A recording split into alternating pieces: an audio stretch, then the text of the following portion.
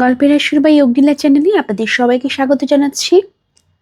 আপনারা শুনছেন হুমায়ুন আহমেদের লেখা উপন্যাস বহুব্রীহি।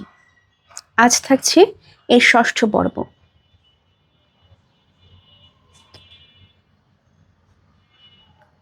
যতটা কষ্ট হবে বলে ভেবেছিলেন ততটা কষ্ট শোভন সাহেবের হচ্ছে না।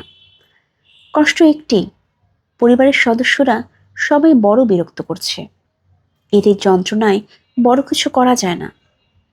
দৃষ্টিটাকে এরা কিছুতেই ছড়িয়ে দিতে পারে না। কয়েকটা দিন না খেয়ে থাকা যে কঠিন কিছু না, এটা তারা বুঝে না।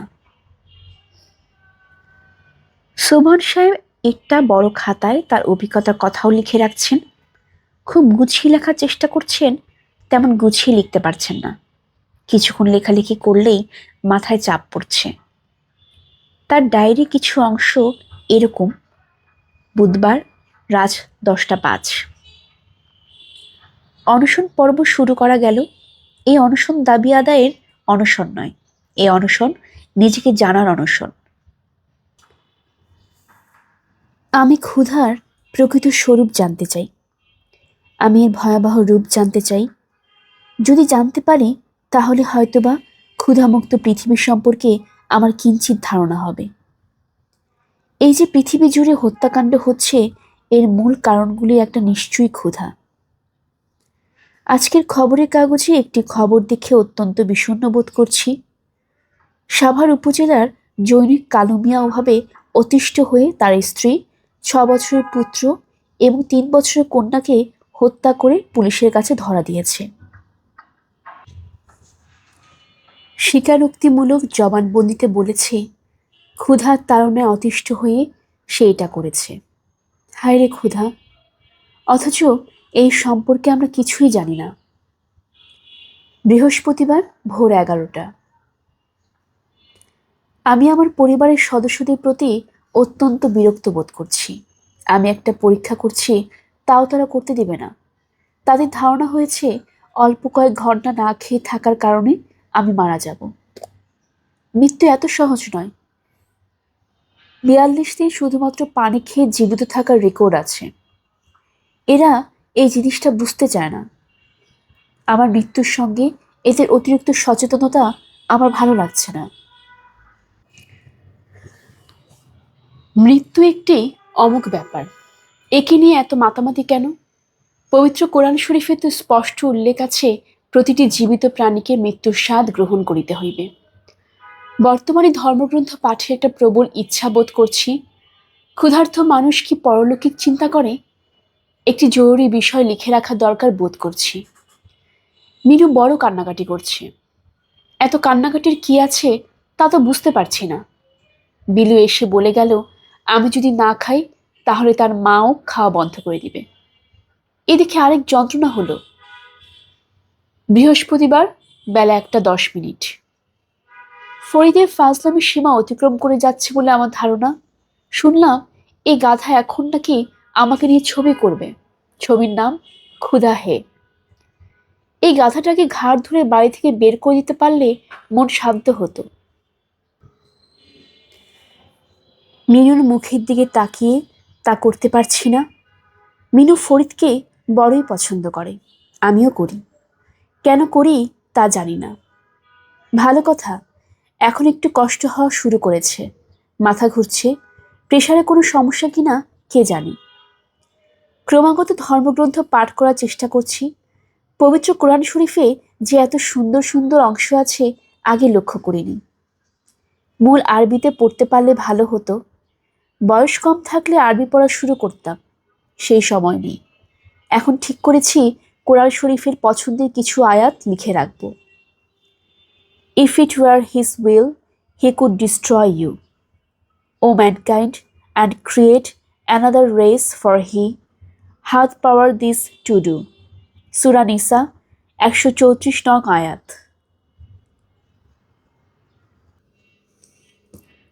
আল্লাহ তাআলা নতুন জাতি সৃষ্টি করার কথা বলছেন। যদি সত্যি সত্যি তিনি করতেন তাহলে কেমন হতো সেই জাতি? তাদের কি ক্ষুধা, তৃষ্ণা, লোভ, কামনা থাকতো না? তারা এইসব থেকে পুরোপুরি মুক্ত হতো। ফরিদ চোখে চশমা দিয়ে গভীর মনোযোগে খাতায় শর্ট ডিভিশন করছে। হাতে সময় নেই। দুলাভাইয়ের অনশন চলাকালীন সময়েই কাজটা শেষ করে ফেলতে হবে। একটা ফিশ আই লেন্স দরকার ট্রিক শটের জন্য। এই লেন্সটাই জোগাড় করা হচ্ছে না। বাবাজি, আসবো? ফরিদ অত্যন্ত বিরক্ত হয়ে তাকালো। এমদাদ দরজার কাছে দাঁড়িয়ে আছে। ফরিদ রাগী গলায় বলল, কি চান? কিছু না, আমার নাতনি অর্থাৎ পুতুল চিন্তার মধ্যে পড়ছে। আপনি নাকি তারে বলেছেন আসমানের চাঁদ ধইরা নামাইয়া সিরা কুটি কুটি কইরা খাইয়া ফেলতে। হ্যাঁ বলেছি। কেন, কোনো অসুবিধা আছে? এমদাদ শুকনো গলায় বলল, জি না, অসুবিধার কি? অসুবিধার কিছুই নেই। আপনার কথা শেষ হয়েছে? জি। তাহলে দয়া করে ঘর থেকে বের হয়ে যান। অবশ্যই অবশ্যই। এমদাদ প্রায় ছুটে ঘর থেকে বের হয়ে এলো। এই লোকটির মাথা যে খানিকটা উলটপালট আছে তা সে শুরুতেই বুঝে গিয়েছিল। সেই উলটপালট যে এতখানি তা বোঝেনি। কিন্তু যে আকাশের চাঁদ ছিঁড়ে কুচি কুচি করে খেয়ে ফেলার কথা ভাবে, তাকে সহজ পাগলের দলে ফেলা ঠিক হবে না। এর কাছ থেকে দূরে দূরে থাকতে হবে। পুতুলকেও বলে দিতে হবে যেন এই লোকের ত্রিসীমানায় না আসে। মনসুরকে আজ বিকেলে হাসপাতাল থেকে রিলিজ করে দিবে। সে এখন পুরোপুরি সুস্থ।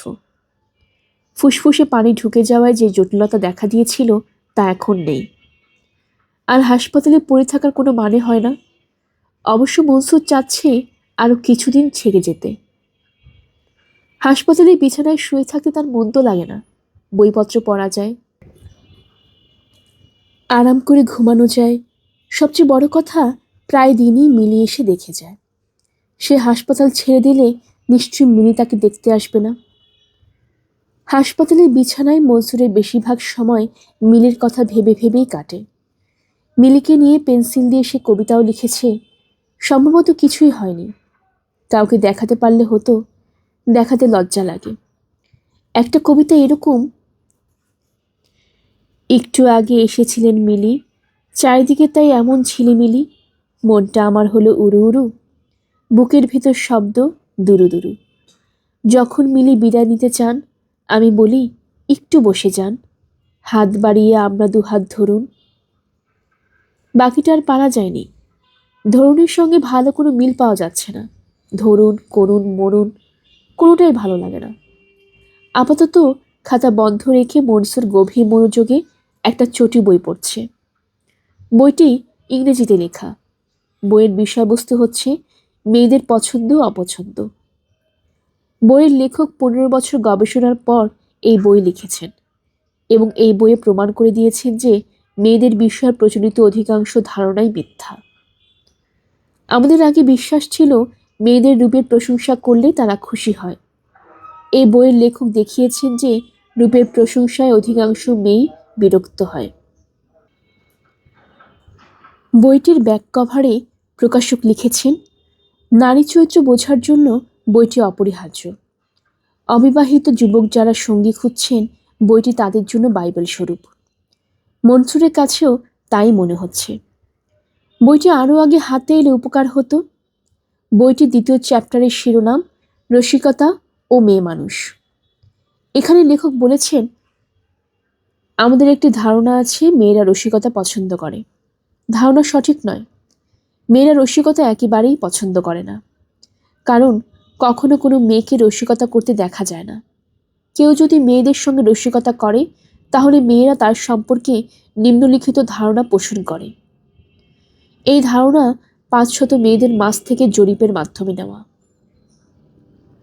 ধারণা, শতকরা হিসাব: লোকটা ফাজিল 65, লোকটা চালবাজ 20, লোকটা বোকা 10, লোকটা চালাক 2, 97%।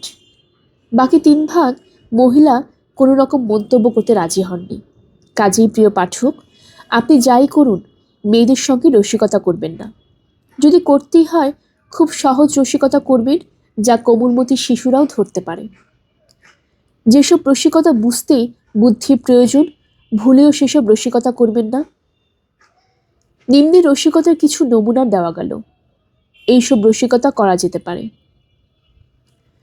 স্ত্রী স্বামীকে বলছেন, ওগো, পাশের বাসার ভদ্রলোক কত ভালো, অফিসে যাবার সময় রোজ তার স্ত্রীকে চুমু দিয়ে যান। তুমি এরকম করো না কেন? স্বামী অবাক হয়ে বললেন, আমি কি করে করব? আমি কি ওই ভদ্রমহিলাকে চিনি? মন্তব্য: জরিপে দেখা গেছে 25% মহিলা এই রসিকতা বুঝতে পারে না, তবু হাসে। কাজেই একটু সাবধান থাকা ভালো। প্রসঙ্গত উল্লেখ্য, যৌন বিষয়ক রসিকতা মেয়েরা না বুঝলেও খুব পছন্দ করে। শিক্ষক জিজ্ঞেস করছেন, সম্রাট শাহজাহান কোথায় মারা গেছেন? ছাত্র বলল, ইতিহাস বইয়ের 70 পৃষ্ঠায়। মন্তব্য: এই রসিকতা 78% মহিলা বুঝতে পারেন। যারা বুঝতে পারেন না তারা সাধারণত অবাক হয়ে বলেন, 70 পৃষ্ঠা মারা গেছে? আপনি তাহলে বলতে চাচ্ছেন 70 নাম্বারটা আনলা কি? এক পাগলের খুবই বড় নেশা, পড়ার নেশা। সব বই সে না পড়ে শুধু নাটকের বই পড়ে। পড়তে পড়তে নাটকের যাবতীয় বই সে পড়ে শেষ করে ফেলল। উপায় না দেখে তখন তাকে একটা টেলিফোন ডিরেক্টরি ধরিয়ে দেওয়া হলো। সে মহা আনন্দে দিন 10 ধরে তাই পড়ছে। তাকে জিজ্ঞেস করা হলো, কেমন লাগছে পড়তে? পাগল বলল, অসাধারণ, তবে চরিত্রের সংখ্যা বেশি, মনে রাখতে একটু কষ্ট হচ্ছে। মন্তব্য: এই রসিকতা কোনো মহিলাই ধরতে পারেন না, তবে সবাই খুব হাসেন। কেন হাসেন, এটা একটা রহস্য। দেখা গিয়েছে অনেক মহিলা হাসতে হাসতে হিস্ট্রিয়াগ্রস্তের মতো হয়ে যান। কাজেই এই রসিকতা করার আগে যথাযথ সাবধানতা অবলম্বন করা ভালো। মহিলাদের সঙ্গে রসিকতা করার সময় 5 লাইনে যাবার আগেই উচ্চস্বরে হাসা শুরু করা উচিত, যাতে মহিলারা বুঝতে পারেন কোথায় হাসতে হবে। মনসুর যখন বইয়ের এই অংশে, তখন মিলি ঢুকল। সে ডাক্তারের কাছে বাসায় দিয়ে যেতে এসেছে, কারণ 26 ঘন্টা পার হয়েছে সোবহান সাহেব 3 কাপ পানি ছাড়া কিছুই খাননি। তার শরীরে তাপ নেমে এসেছে, চোখ হয়েছে লালচে। আগে নিজেই বসে বসে লিখতেন, এখন তাও পারছেন না।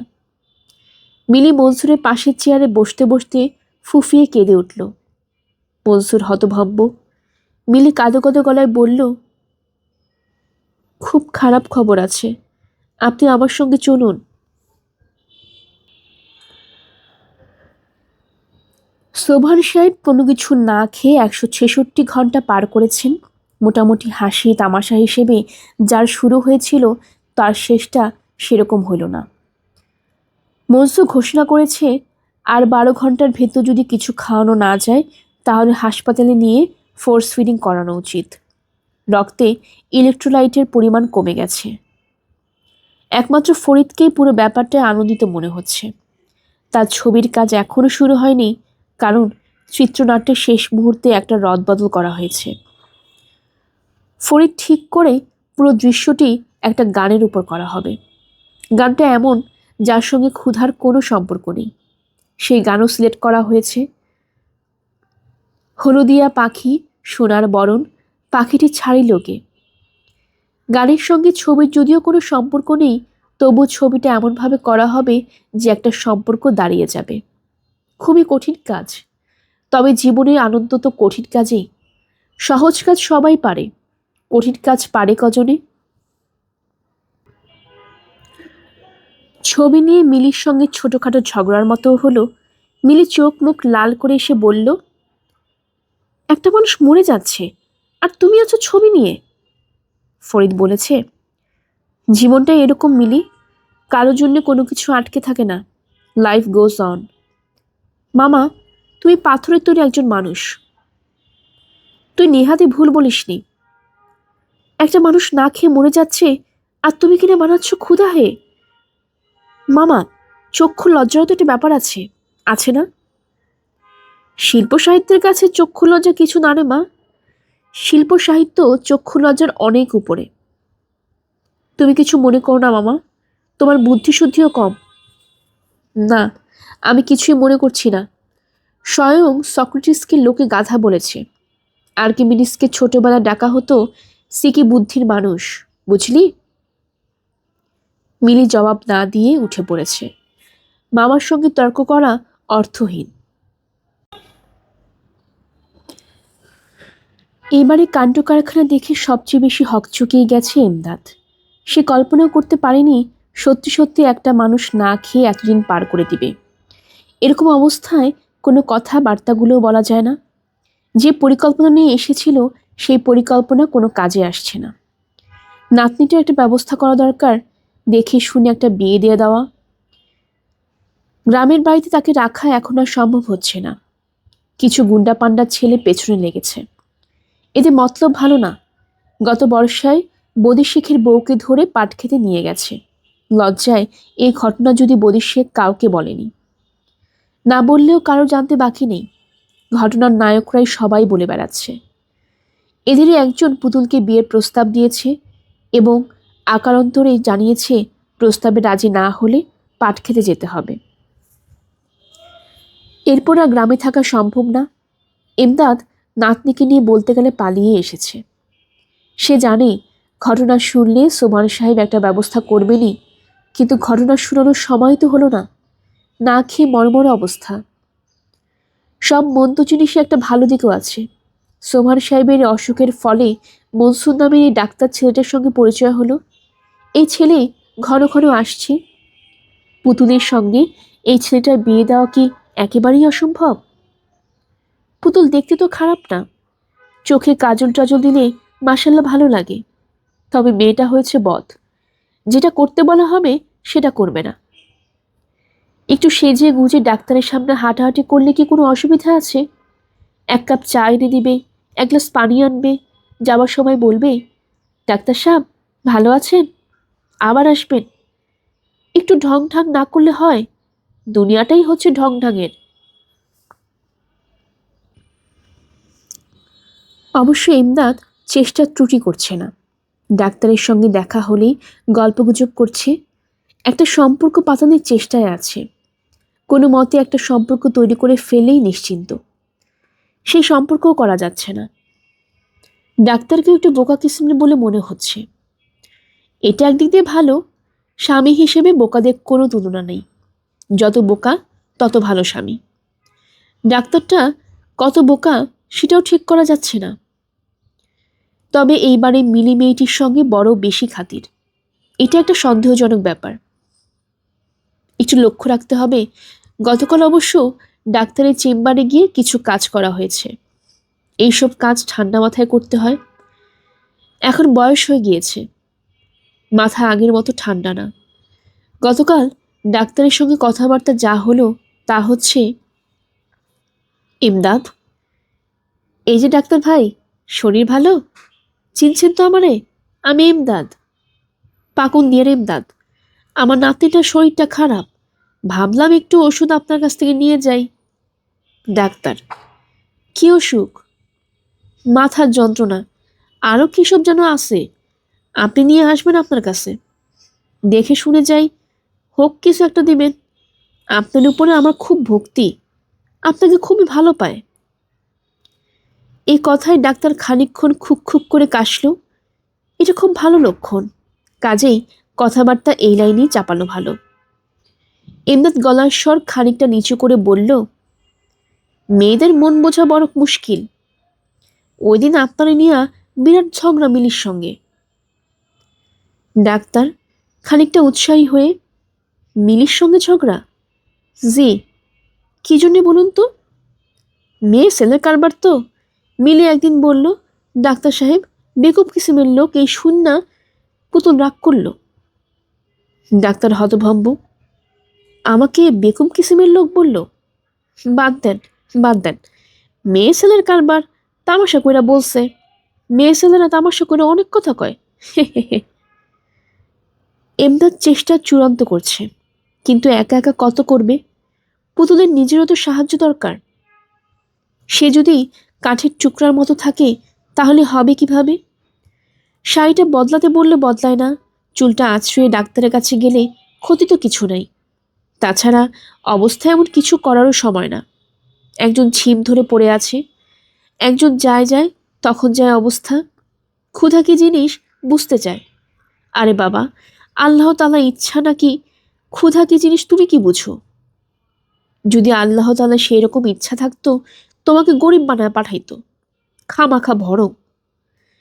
এই বাড়িতে এমদাদের সবসময় মুখ শুকনা করে থাকতে হয়, ভাব দেখাতে হয় যে চিন্তায় চিন্তায় অস্থির। এইসব কি ভালো লাগে? আর বুড়া যদি সত্যি সত্যি মরে যায় তাহলে তো সারে সর্বনাশ। সে যাবে কোথায়? সন্ধ্যাবেলা আকাশ অন্ধকার করে মেঘ করল। কালবৈশাখীর প্রথম ঝাপটা হাওয়ায় ঘরের দরজা জানালা উড়িয়ে নিয়ে যাওয়ার মতো অবস্থা। টগর এবং নিশার আনন্দের সীমা নেই। বৃষ্টির মধ্যে খুব লাফাচ্ছে। বৃষ্টির জল অসম্ভব ঠান্ডা। শীতে এক একজন থরথর করে কাঁপছে, তাতেও আনন্দ বাদ মানছে না। আনিস ঘর থেকে দৃশ্য দেখছে, তবে চুপচাপই আছে। তার মুখের মৃদু হাসি দেখে মনে হচ্ছে সেও বেশি মজা পাচ্ছে। হয়তো সে পানিতেই নামবে। টগর বলল, বাবা, পানিতে নামবে? আনিস হাসি মুখে বলল, ঠান্ডা কেমন তার উপর নির্ভর করছে। নিশা শীত থরথর করে কাঁপতে কাঁপতে বলল, একদম ঠান্ডা না বাবা, গরম পানি। খুব গরম? হ্যাঁ, খুব গরম। আনিসও নেমে পড়ল। শীতে জমে যাওয়ার মতো অবস্থায়, তবু বাচ্চাদের সঙ্গে হইচই করে ভিজতে ভালো লাগছে। সবার ঠান্ডা লেগে যাবে বলাই বাহুল্য। নিশা এখনই হাঁচি দিচ্ছে। আর বোধ হয় মেয়েটাকে পানিতে থাকতে দেওয়া উচিত হবে না, কিন্তু উঠে যেতেও বলতেও খারাপ লাগছে। করুক, একটু আনন্দ করুক। নিশা শীতে কাঁপতে কাঁপতে বলল, বাবা, আজ সারা রাত আমরা পানিতে ভিজবো, কেমন? আমার আপত্তি নেই। পানিতে বেশিক্ষণ ভেজা গেল না। শিলাবৃষ্টি শুরু হয়ে গেল। দৌড়ে সবাইকে ঘরে ঢুকতে হলো। তিনজনই শীতে থরথর করে কাঁপছে। নিশার গায়ে সম্ভবত জ্বরই উঠে গেছে। সে একটু পরপরই হাঁচি দিচ্ছে। বিলুর কাছ থেকে ওষুধ এনে খাইয়ে দেওয়া দরকার। আনিসকে বিলুর কাছে যেতে হলো না, বিলু নিজেই এসে উপস্থিত। বিলু মুখ শুকনা করে বলল, আপনারা মনে হচ্ছে খুব মজা করলেন। আনিস বলল, হ্যাঁ করলাম। অনেকদিন পর তো পানিতে ভিজলাম, যাকে বলে শৈশবে ফিরে যাওয়া। আপনার সঙ্গে একটা কথা বলার জন্য এসেছিলাম আনিস সাহেব। বলুন। আপনার বাচ্চাগুলির গা মুছিয়ে সুতো কাপড় পরিয়ে দিন, তারপর আমার সঙ্গে নিচে আসুন, বলছি। মনে হচ্ছে খারাপ খবর। আমাদের জন্য খারাপ খবর, আপনার জন্য কেমন তা জানি না। বাবার ব্লাড প্রেশার খুব ফল করেছে। বলেন কি? বাড়ির একটা মানুষ দিনের পর দিন না খেয়ে পড়ে আছে, এবং তা পড়ে আছে আপনার উল্টাপাল্টা কথা শুনে, অথচ আপনি একদিনও তাকে দেখতে যাননি। আনিস বলল, চলুন যাই, দেখে আসি। ঠাট্টা করছেন? আমি ঠাট্টা করি না। একজন মানুষ ক্ষুধার স্বরূপ বুঝতে চাচ্ছে, এটা আমার বেশ পছন্দ হয়েছে বলেই আমি চুপ করে আছি। একজন মানুষ মরে যাবে, তারপর আপনি চুপ করে থাকবেন? আনিস হাসি মুখে বলল, মানুষ এত সহজে মরে না। চলুন যাই, অনশন ভাঙিয়ে দিয়ে আসি। বিলু বিস্মিত গলায় বলল, আমরা সবাই মিলে যা পারলাম না, আপনি তাই করবেন? অনশন ভাঙাবেন? হ্যাঁ। আনিস সোমান সাহেবের সঙ্গে কি কথা বলল কেউ জানল না, কারণ ঘরে তখন দ্বিতীয় ব্যক্তি ছিল না। কিন্তু দেখা গেল আনিস ঘর থেকে বেরোবার পরপরই সোমান সাহেব বললেন, আমাকে এক গ্লাস দুধ দাও। খবর শুনে হতভম্ব হয়ে গেল ফরিদ। এটা কি কথা? চিত্রনাট্য এখনো কমপ্লিট, আর এখনই কিনা অনশন ভঙ্গ? আর দুদিন পর ভাঙলে অসুবিধাটা কি হতো? এই দুদিনেই ইম্পর্টেন্ট কিছু শট নিয়ে নেওয়া যেত। মহৎ কাজে পদে পদে বাধা আসে, এটাই হচ্ছে খাঁটি কথা। মহাপুরুষদের যে বাণী, তোমার পথ কুসুমাস্তীর্ণ নয়, এটাই হচ্ছে আদিসত্য। রাগ করে রাতে ফরিদ ভাত খেল না। এই রাগ তার নিজের ওপর না, দুলাভাইয়ের ওপরও না। এই রাগ হচ্ছে প্রকৃতির ওপর, যে প্রকৃতি পদে পদে মানুষকে আশাহত করে। সোমান সাহেব চাদর মুড়ি দিয়ে ঘুমিয়ে আছেন। বিলি বাবার মাথায় হাত বুলিয়ে দিচ্ছে। ডাক্তার পাশেই আছে। ডাক্তারের মুখে আনন্দে ঝলমল করছে, কারণ এই অনশনের কারণে খুব ঘন ঘন সে বাড়িতে আসতে পেরেছে। এখন অনশন ভাঙা একটু সমস্যা হয়েছে, আর হয়তো ঘন ঘন আসা সম্ভব হবে না। তবে ভাগ্য যদি ভালো হয়, তাহলে হয়তো তৃষ্ণার্ত মানুষের কষ্ট বোঝার জন্য এই লোক পানি খাওয়া বন্ধ করবেন। সেই সম্ভাবনা খুব ক্ষীণ মনে হচ্ছে। মিলি বলল, ডাক্তার সাহেব, আপনি এখনো বসে আছেন কেন? চলে যান। মনসুর বলল, না, আমার কোনো অসুবিধা নেই। 11টার দিকে প্রেশারটা মেপে তারপর যাব। তাহলে আসুন, আমাদের সঙ্গে 4টা ভাত খান। জি আচ্ছা। মিলি হাসতে হাসতে বলল, কেউ ভাত খেতে বলতেই আপনি বুঝি রাজি হয়ে যান? এরকম চট করে রাজি হওয়াটা কি ভালো? আমাদের হয়তো ভাত খাওয়ার ইচ্ছে নেই, ভদ্রতা করে বলেছি। মিলি কেমন হাসতে হাসতে কথাগুলো বলছে, শুনতে কি ভালো না লাগছে। আচ্ছা, এই মেয়ের সঙ্গে তার যদি কোনোদিন বিয়ে হয়, তাহলে সে কি কোনোদিন তার সঙ্গে কোনো বিষয় নিয়ে ঝগড়া করবে? না, করবে না, কোনোদিনই না। এই মেয়েকে সে কোনোদিন ঝগড়া করে কথা বলতে পারবে না। এই মেয়ের খুব কঠিন কথাও সে রাগ করতে পারবে না। ডাক্তার সাহেব। জি। আপনি আনিস সাহেবের ছোট মেয়েটাকে একবার দেখে যাবেন। বৃষ্টিতে ভিজে জ্বর বাঁধিয়েছে। আপনি বরং উপর থেকে রোগী দেখে আসুন, আমি ভাত দিতে বলি। জি আচ্ছা। নিশার জ্বর তেমন কিছু না, 100-র কিছু বেশি। তবে লাংস পরিষ্কার না, কেমন যেন ঘর ঘর শব্দ হচ্ছে। আনিস বলল, কেমন দেখলেন? মনসুর বলল, ভালো। সত্যি ভালো তো? আপনার গলায় তেমন জোর পেলাম না। লাংসে কেমন ঘর ঘর শব্দ হচ্ছে, মনে হচ্ছে বুকে বোধহয় কফ জমে গেছে। সকাল পর্যন্ত দেখব, তারপর অ্যান্টিবায়োটিক দেব। আপনার ভিজিট কত ডাক্তার সাহেব? মনসুর খানিকক্ষণ চুপ করে থেকে বলল, আনিস সাহেব, আমি বাচ্চাদের সঙ্গে খুব ভালো মিশতে পারি না। কিছু কিছু মানুষ আছে ভালোবাসা প্রকাশ করতে পারে না, আমি সেই রকম। আমি আপনার বাচ্চা দুটাকে যে কি পরিমাণ পছন্দ করি তা ওরা জানে না, কিন্তু আমি জানি, আমার হৃদয় জানে। আপনি ভিজিটের কথা তুলে খুব কষ্ট দিলেন। আনিস লজ্জিত স্বরে বলল, ভাই, কিছু মনে করবেন না। না, আমি কিছু মনে করিনি। আনিস হাসতে হাসতে বলল, আমিও আপনাকে খুব পছন্দ করি। আপনি যদি অনুমতি দেন, তাহলে আপনাকে খানিক সাহায্য করতে পারি। মনসুর অবাক হয়ে বলল, আমাকে সাহায্য করতে পারেন? হ্যাঁ, পারি।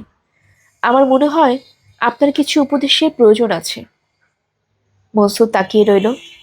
আনিস বলল, যে কথাটা আপনি বলতে পারেন না, লজ্জাবোধ করেন বা সংকোচবোধ করেন, সেটা বলে ফেলবেন, পেটে জমিয়ে রাখবেন না। এই হচ্ছে উপদেশ। আপনার কথা বুঝতে পারলাম না। ধরুন, আপনি কাউকে ভালোবাসেন, রূপবতী কোনো এক তরুণীকে, কিন্তু বলার সাহস পাচ্ছেন না। সব সময় আপনার মনে এক ধরনের ভয়, এক ধরনের শঙ্কা। ওই ভয়, ওই শঙ্কা দূর করে ফেলুন। যখন মেয়েটিকে একা দেখবেন, এগিয়ে যাবেন, সহজ স্বাভাবিক গলায় বলবেন, আমি তোমাকে ভালোবাসি। এতে অতীতে কাজ হয়েছে, বর্তমানে হচ্ছে, ভবিষ্যতেও হবে।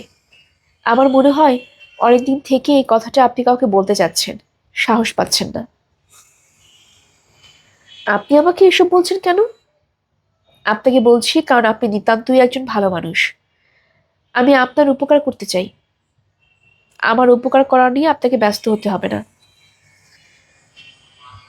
মনসুর নিচে নেমে এলো, কিন্তু আনিসের কথা মাথা থেকে দূর করতে পারল না।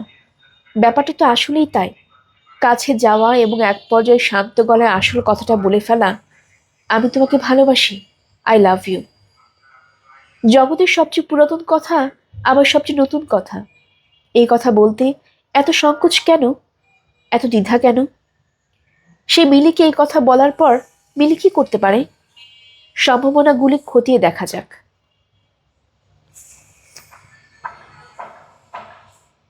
মিলি মাথা নিচু করে ফেলল, তার ঠোঁট অল্প অল্প কাঁপছে, চোখের কোণা আর্দ্র। ক্ষীণ গলায় ছোট করে বলল, তুমি এসব কি বলছো? যা, আমার লজ্জা লাগছে। মিলি এটা কখনো করবে না। মিলি প্রকৃতি এটা নয়। মিলি কড়া চোখে তারপরে তা বলবে, মনে হচ্ছে কয়েক রাত আপনার ঘুম হয়নি। দয়া করে প্রতি রাতে 10 মিলিগ্রাম করে সিডেটিভ খেয়ে ঘুমোবেন।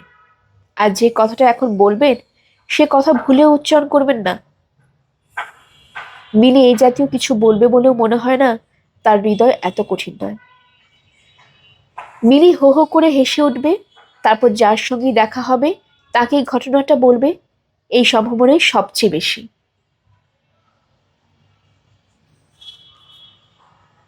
গল্পের আসর বা অগ্নিলা চ্যানেলে আপনারা শুনছিলেন হুমায়ুন আহমেদের লেখা উপন্যাস বহুব্রীহি।